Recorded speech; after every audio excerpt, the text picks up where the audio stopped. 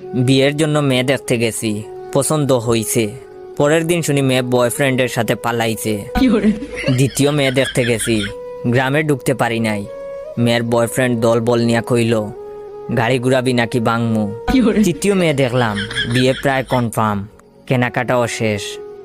বিয়ের আগের দিন মেয়ে ফোন দিয়া কইল বয়ফ্রেন্ডের লগে রাগারাগি করে বিয়েতে হা বলছি, এখন ঝগড়া মিটছে, আমাকে বিয়ে করলে করতে পারেন, তবে আমি চান্স পেলেই বাগবো। চতুর্থ মেয়ের সাথে প্রায় বিয়ে হয়েই গেছে, প্রথম কবুল বলে ফেলেছি। দ্বিতীয়টা বলার আগেই মেয়ের বয়ফ্রেন্ডের অতর্কিত হামলা, লাঠির বাড়ির চুটে গাল অমনেই হা হইয়া আছে, 3 হাত পা ভাঙছে, হাসপাতালে নেওয়ার কেউই ছিল না।